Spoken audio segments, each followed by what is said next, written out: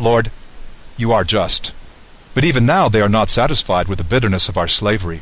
They have put their hands in the hands of their idols to abolish the decree that your own lips have uttered, to blot out your heritage, to stop the mouths of those who praise you, to quench your altar and the glory of your house, and instead to open the mouths of the heathen, to sing the praise of worthless idols, and forever to idolize a king of flesh.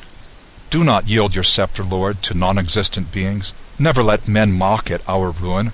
Turn their designs against themselves and make an example of him who leads the attack on us.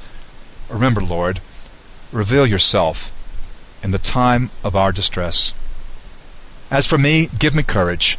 King of gods and master of all power, put persuasive words into my mouth when I face the lion. Change his feeling into hatred for our enemy, that the latter and all like him may be brought to their end. O God, whose strength prevails over all, listen to the voice of the desperate, save us from the hand of the wicked, and free me from my fear. I don't care whether she said it or not, I like that prayer. Whether or not these two prayers are authentic, we get an excellent glimpse of the hearts of Mordecai and Esther simply through reading the book of Esther. There's plenty there. And through these two remarkable characters, we learn to speak up, to exalt principle over privilege or position. We learn to firmly believe that God is in control, and He's the ultimate power on earth. And just as Esther speaks up, there are times when we must speak up. It may be something you need to say to a friend who's going the wrong direction, compromising spiritually, or maybe simply hurting you or hurting others. Perhaps we need to speak up evangelistically. We know the truth. The fire burns in us, and yet we're holding it in. We're not sharing. Perhaps we need to speak up. There's something that we need to say to our own leaders in our church. Or perhaps there's something we need to say to our boss at work, to a professor, to an authority in our lives, or a neighbor. However it works, I'm very sure that the message of Esther is timely. And if I read once more, chapter 4, verse 14, I think it's good.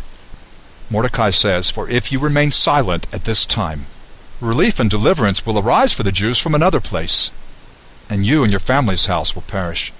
And who knows whether you have not attained royalty for such a time as this."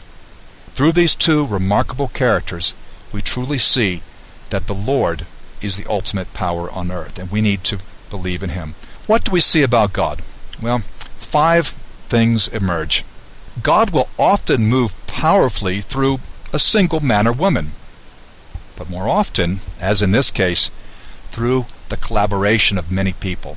It's not just Esther as the star of the show, although actually her name does mean star. It's Esther and Mordecai. It's Esther's maids. It's the other Jews working together. God moves through individuals, but individuals are always stronger when they rely on others.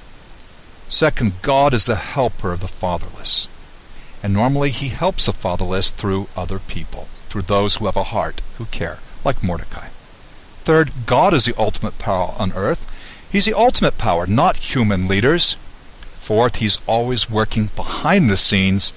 And fifth, He is at work even outside Israel. They're outside the Holy Land. God's not limited by geography.